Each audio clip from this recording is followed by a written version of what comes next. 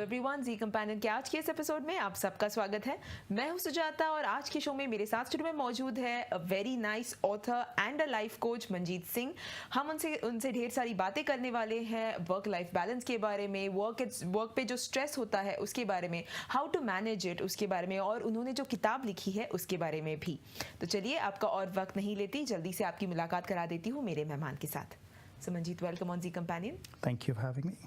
तो आपने ये जो बुक लिखी है इसके बारे में तो मैं आपसे जानना चाहूँगी ही, लेकिन सबसे पहले मैं जानना चाहूँगी आपकी जर्नी के बारे में। व्हाट प्रॉम्प्टेड यू कि आपने ये किताब लिखी? ये बुक लिखी इसलिए गई क्योंकि there was a journey behind it. As a life coach, मेरे भी एक कोच हैं and we were playing around के ऐसा कौन सा नेक्स्ट इम्पॉसिबल गोल मुझे सेट करना चाहिए, and the idea was I want to write a book. काफ़ी लोग बुक लिखना चाहते हैं, मैं भी लिखना चाहता था, लेकिन एक कंडीशन जो हमने रखा उस गोल का वो ये था कि उस बुक में एक ऐसी स्टोरी होनी चाहिए जो मैं किसी के साथ शेयर नहीं करना चाहता, to let my fears out. I chose a story where I had a very good job in city, and for whatever reasons, you know, work-life balance, stress, I left that job within 4 weeks. कुछ friends थे जिनको let down किया, मेरे लिए काफ़ी मुश्किल time था वो, and when I reflect back, I was trying to understand कि मैंने ऐसा क्यों किया। एक अच्छा खासा जॉब है, अच्छी खासी सैलरी है, मैंने क्यों छोड़ा वो जॉब। मेरी मेंटोर हैं मंजरी, जो बुक की को ऑथर हैं। मैं उनके साथ अबाउट 1 साल के बाद मिला उस इंसिडेंट के। Normally she is my mentor, I call her every time for the last 13 years. जब भी कोई प्रॉब्लम होती है उनको फ़ोन करता हूँ, बट वो मेरा ऐसा ब्लैकआउट का पीरियड था वह मैंने किसी को फ़ोन नहीं किया, किसी से मैंने हेल्प नहीं मांगी कि मैं डिसीजन लूँ या ना लूँ। बुक वॉज अ जर्नी कि उस टाइम पे मुझे रियली क्या हुआ था, इमोशंस, वर्क प्लेस, ये सारे डॉट्स कनेक्ट करना is the journey in the book. So the book is a result of a journey I wanted to be in. Okay, तो ऑब्वियसली आपने कहा कि you started out with a job in the city and now you have become a life coach. आपको कैसे realise हुआ कि this is where your calling is? मेरी calling हमेशा से कोचिंग की तरफ ही रही है। इंडिया में जब मैं था तब मैं कॉल सेंटर में जॉब करता था और वहाँ पे मुझे इंटर्नशिप मिली थी ट्रेनिंग की, एंड आई रियली एंजॉयड कैसे words have an influence on people who are listening to you, and how using different kind of words has a different impact. That's when training and coaching bug bit me. जब मैं UK में आया तो मैंने काफ़ी coaching courses किए। Coaching हमेशा मेरा passion रहा है, but there was work I had to do for paying the bills. Right. And I had to make the transition. और ये journey उस बारे में भी है। काफ़ी लोग जॉब सिर्फ इसलिए कर रहे होते हैं because they want to pay the bills. और वो पेइंग द बिल्स के चक्कर में everything else is acceptable. I will park my emotions outside the work place. Business business है, घर घर है, इमोशंस ऑफिस के बाहर होने चाहिए। मेरे लिए भी ऐसी एक जर्नी रही है, which is when I finally thought के कॉर्पोरेट करियर को साइड में पार्क करके I am very focused on consulting, coaching and doing what I love doing, and it just happens to be, you know, the book that I have written on. बिल्कुल, आपने एक बहुत सही बात कही। काफ़ी सारे लोगों का ऐसा होगा, obviously some people love their job. अगर कोई मुझे पूछे तो ये मेरे लिए परफेक्ट जॉब है, लेकिन देयर आर पीपल, या फिर even I myself have been through a phase जहाँ पे आपको जो काम आप कर रहे हो वो आपको बहुत पसंद नहीं है, इसलिए वो काम लगता है, लेकिन जब आप जो करते हो आपको बहुत अच्छा लगता है, doesn't seem like work every day. तो taking this leap from finally working in a corporate office, बहुत सारे पैसे कमा रहे हैं, उसका सारा वो एक पैकेज छोड़ के taking this leap towards something you actually are passionate about, ये बहुत बड़ा डिसीजन है, एंड इन अ वे कुछ लोग शायद कहेंगे ये बहुत बड़ा रिस्क भी है। तो आप उसके बारे में क्या कहोगे? How did you reach this decision in your life? जब भी मैं मेरे किसी क्लाइंट के साथ कुछ कर रहा होता हूँ काम में, मैं ज़्यादातर एग्जीक्यूटिव्स और प्रोफेशनल्स के साथ 1-to-1 कोचिंग करता हूँ। एक पहला फ्रेज होता है, लोग कहते हैं वर्क लाइफ बैलेंस। मेरा आइडिया ये है, it's not work life balance, it's working on life balance. आप 24 घंटे में से अगर 8 घंटे ऑफिस में बिता रहे हो और अगर आप काम के बारे में पैशनेट हो तो शायद 10 घंटे बिता रहे हो, उसको आप वर्क करके सेग्रीगेट नहीं कर सकते। एक लाइफ है 24 घंटे की, उस 24 घंटे में मैं क्या कर रहा हूँ जी। काफ़ी लोग मार्केट में क्या ट्रेंडी है, लाइक कोडिंग करना है या you know chartered accountant, engineer, doctor, खास करके हमारी कम्युनिटी में ऐसा काफ़ी होता है, वो करियर पकड़ लेते हैं क्योंकि उनके पेरेंट्स ने बोला है। और काफ़ी लोगों को शायद रियलाइज़ भी नहीं होता बिकॉज मनी इतना अच्छा आ रहा है कि आप काफ़ी you're happy with that state and you can buy whatever you like. It all boils down to the belief system. मैं आज जो जॉब कर रहा हूँ उस जॉब में मेरी परफॉर्मेंस डिपेंड करती है मेरे एक्शंस पे। मेरे एक्शंस आते हैं मेरी सोच से, और मेरी सोच इस चीज़ से आती है कि how am I feeling when I am doing the work, and feeling is then link to emotions, और इमोशंस फिर बिलीफ सिस्टम में आते हैं. As a child, if you wanted to be a superman, you have to find a better version which is more realistic, right? That's what you have to explore again, and that's the work a person has to do. तो अगर अभी आप कोई job कर रहे हो जिसमें आप खुश नहीं हो, आपको लगता है कि यार ये मैं खाली मॉर्गेज और बिल्स भरने के लिए मैं ये कर रहा हूँ, there must be something else that you love. Find that out, और फिर उस पर धीरे धीरे धीरे धीरे काम करना चाहिए. It will always be a marathon, it's not a sprint, but it's about finding out your true passion, and for that you have to go back to your childhood. जब बचपन में मैं क्या बनना चाहता था, अगर मैं सुपरमैन बनना चाहता था, स्पाइडरमैन बनना चाहता था, सिंगर बनना चाहता था, and that's how you start designing your work again in your life balance. Absolutely. Actually, I have a friend who himself is a surgeon. So being a surgeon, उनकी लाइफ बहुत stressful है, और जैसे कि आपने कहा ये सारे वर्क प्रेशर्स, लॉन्ग आवर्स, घर के लिए टाइम नहीं, all this is part of life. But the one thing he always says to me is he plays the tabla. तो वो कहते हैं मैं कितने भी बजे घर आऊँ, रात को 12 बजे, 1 बजे, 2 बजे, मैं आके रियाज करता हूँ, और सुबह उठ के that gives me the strength to go back to work and do something which I am doing because I have to do it. I have the education and I want to make use of the education that I have got and help people. तो क्या आपके हिसाब से ऐसी कोई एक hobby या ऐसा कोई एक स्ट्रेस रिलीवर होना इम्पोर्टेंट है लाइफ में? अगर obviously not everybody can say कि मैं अपना जॉब छोड़ देती हूँ या छोड़ देता हूँ and I will follow my passion. Fundamentally जो मैंने जब बुक लिख रहा था, आई रियलाइज समथिंग कि जब हम स्कूल या कॉलेजेस में होते हैं, स्पेशली इंडिया में और यहाँ पे भी काफ़ी एक्सटेंट तक, हमें physics, chemistry, maths, biology and in सब चीज़ों में बहुत जोर लगाते हैं, कितने मार्क्स आ रहे हैं. फिजिकल फिटनेस भी कुछ एक्सटेंट तक ज़रूरी होता है. इमोशंस एक ऐसी चीज़ है जिसकी कोई बात ही नहीं करता, और emotions is where everything is being conceived in your mind first. हमारे दिमाग में जो भी आ रहा होता है, दुनिया वैसी है. लाइक कोई इंसान एक ग्लास को आधा खाली देखेगा, आधा भरा हुआ देखेगा. तो हमारा whatever our brain is seeing is a world around us. आपका जैसे फ्रेंड है तबला, मेरा भी एक फ्रेंड है, वो भी 30 साल से तबला बजा रहा है. That's his passion. He has another job. Job is not about money. आप दिन के 10 घंटे ऐसा क्या करना चाहते हो जिससे आपको मजा आए. जी. Managing money is a very different thing. आजकल जो सेल्फ हेल्प इंडस्ट्री है इस वक्त, इट टॉक्स अबाउट एंटरप्रेन्योर कैसे बनना है. It talks about being a leader, and all the self-help books are filled up with that. How to be an awesome leader, awesome entrepreneur, how to win millions of pounds. सब उसी दौड़ में लगे हुए हैं. Nobody talks about these 80% people which say मुझे monthly कितना पैसा चाहिए, as long as मैं उतना कमा रहा हूँ, I'll do whatever else I can. And hobbies काफ़ी लोगों की होती है, but not everybody is able to continue it. So somebody who plays tabla, he's doing a surgeon job happily, but inside he's happy because he's playing tabla. He's doing something without having money associated with it. Yes. And that's a very perfect balance to be in. It's like, so career doesn't really matter. As a human being, are you doing something that really makes you happy, that helps you take all the stress away? Right. So ये आपने एक बहुत अच्छा point कहा कि thinking about what makes you happy is also very important. बहुत सारे लोग होते हैं that they don't want to think about themselves. They think about मेरी family, मेरे बच्चे, मेरे जॉब में मेरे कलीग्स, बाकी सब क्या सोच रहे हैं, बाकी सब खुश हैं या नहीं, इस पे इसका एक अलग प्रेशर उन पे होता है. हाउ वुड यू से anyone should combat with that? जब हम किसी फ्लाइट में टेक ऑफ करने वाले होते हैं, एक जनरल अनाउंसमेंट आती है कि पहले ऑक्सीजन मास्क खुद पहनिए और उसके बाद आसपास के लोगों को पहनाइए. Unless you are not happy, people around you will not be happy. You have to wear the oxygen mask first. But then how do you manage happiness? How can you really be happy? And this is the thing. There's a book के अंदर we talk about Navras, which is like something that was written around 2nd century in India. It's not documented in a proper scripture, but उसके अंदर 9 emotions हैं, 4 positive, 4 negative, एक neutral which is peace.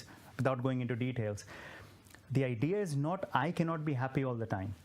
मैं हमेशा stressed भी नहीं हो सकता, मैं हमेशा angry भी नहीं हो सकता, but being aware कि आपको इस वक्त कौन सा emotion feel हो रहा है, and then trying to work on it. How do I switch myself? It's like juggling balls.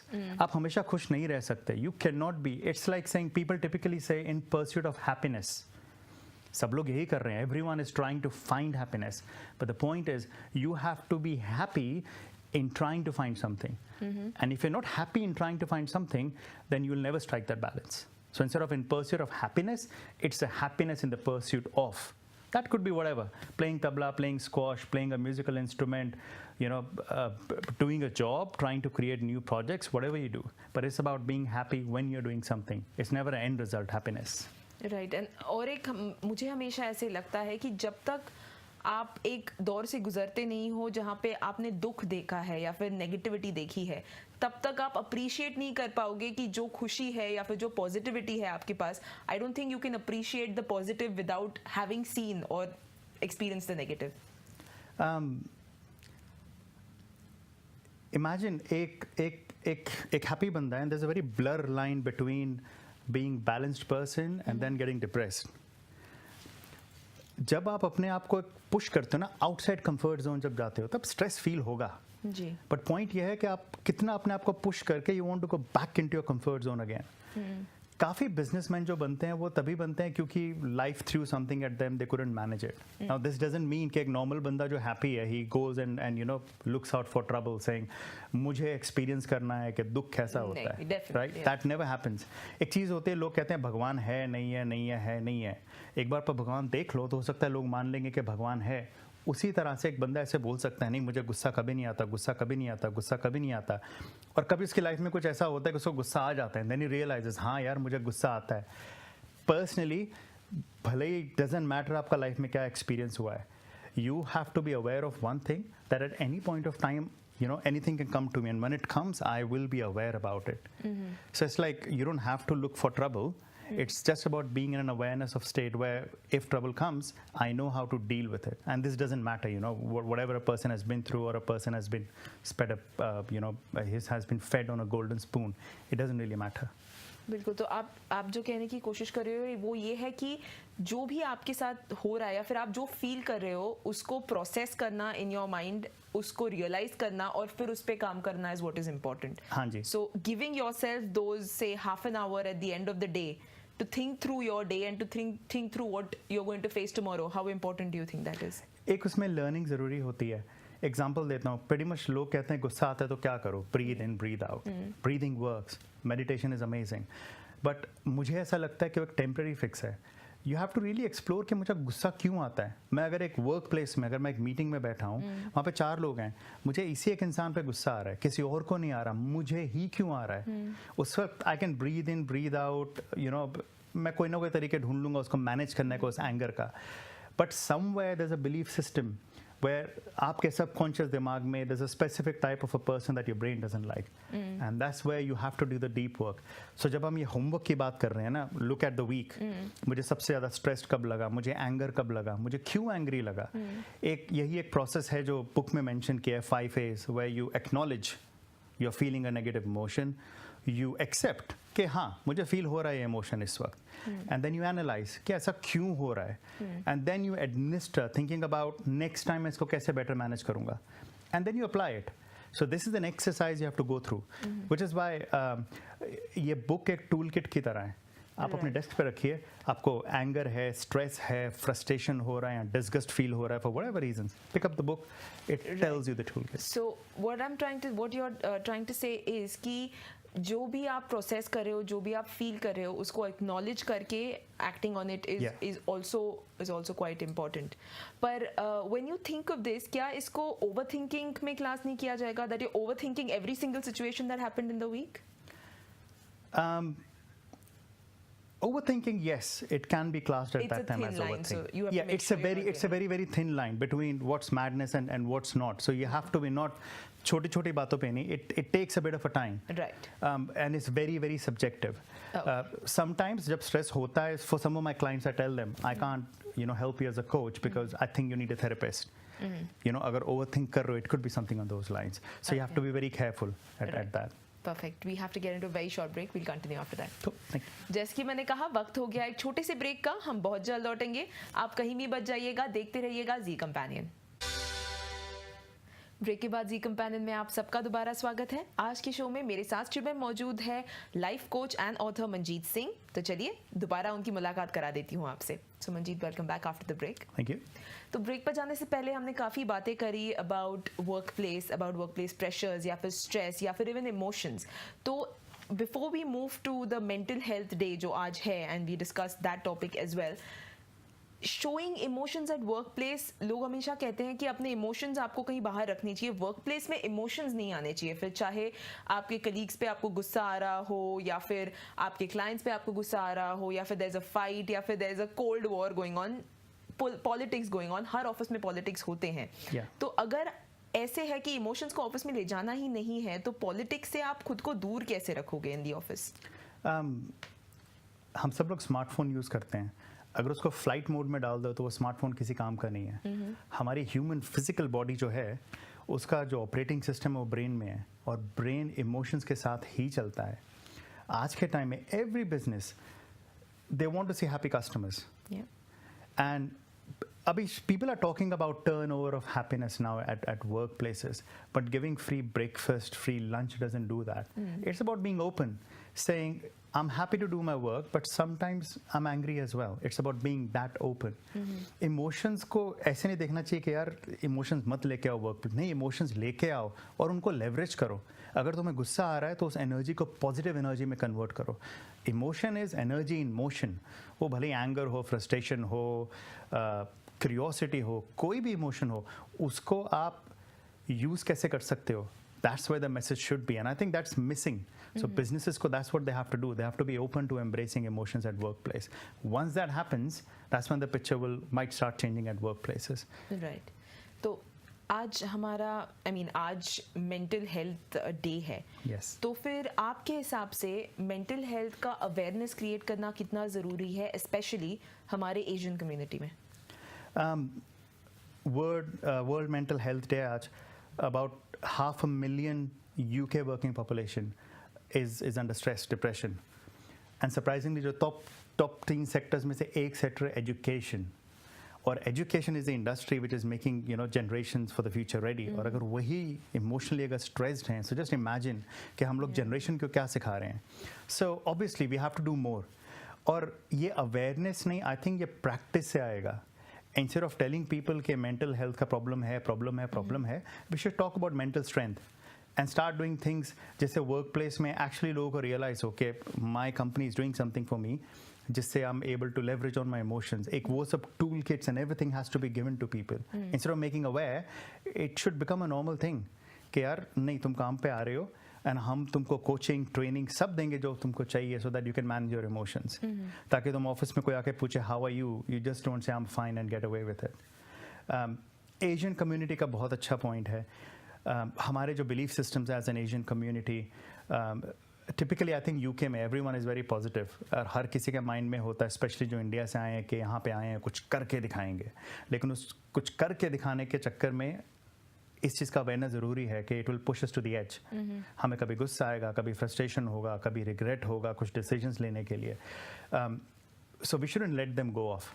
And I think specially Asian men में भी काफ़ी एक है, लोग जोकिंगली बोलते हैं मर्द को दर्द नहीं होता, लेकिन एक सिंपल लाइन एक एशियन मेल का दिमाग अलग तरह से रिवायर कर देती है, and they not open to expressing their emotions. I think we need to have more open conversations in communities about it, specially even things like saying लड़की की तरह क्यों रो रहा है. सो yes, even putting that in words will have a very different and negative impact on a child on a male child who might be actually very genuinely emotional, या फिर बहुत sensitive बच्चा भी हो सकता है, लेकिन उसको बचपन से फिर क्या आपको लगता है कि अगर ये ऐसे लाइंस बोले गए, ऐसा एक एटमॉस्फेयर क्रिएट किया गया, तो बच्चों को उसी तरह से इमोशन सप्रेस करने की आदत पड़ जाएगी और इसका नेगेटिव इम्पैक्ट हो सकता है आगे जाके?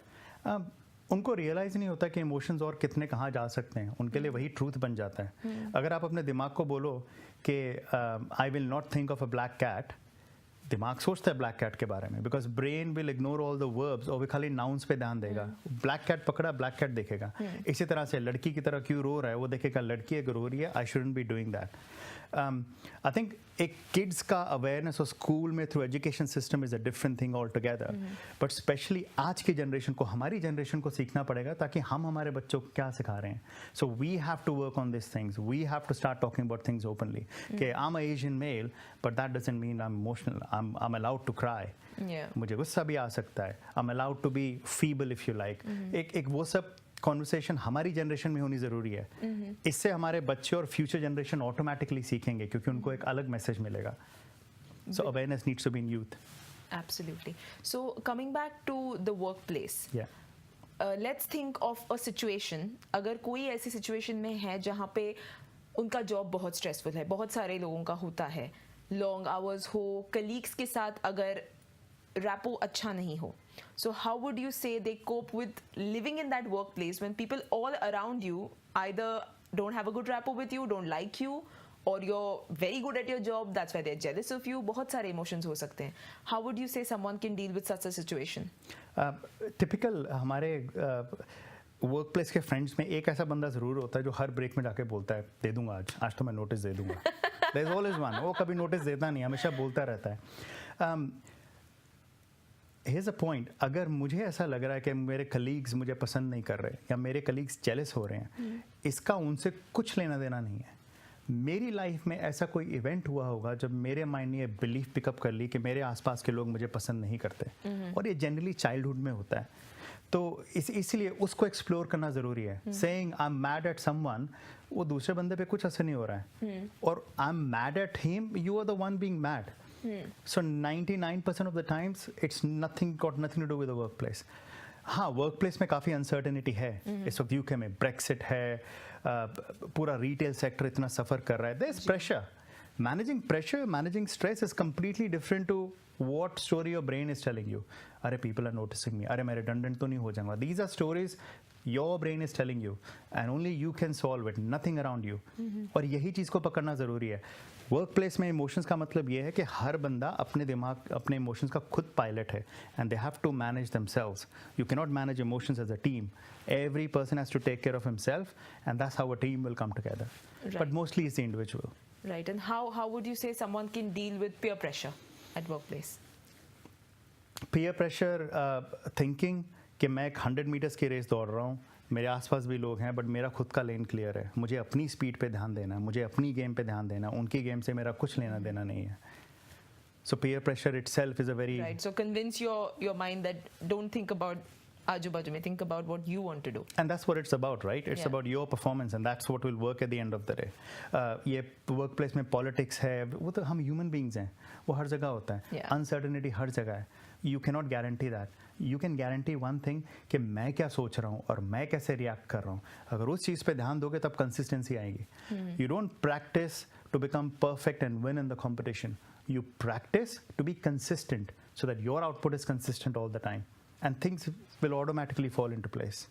Absolutely. So we are almost out of time today, but it was brilliant talking to you. But before I say thank you for coming on the show, हमारे viewers को आप क्या tips देना चाहोगे to cope with stress, pressure या फिर uncertainty जो अभी चल रही है? How would someone cope at workplace with these things? A very simple thing is do a check every time, and this is what I do all the time.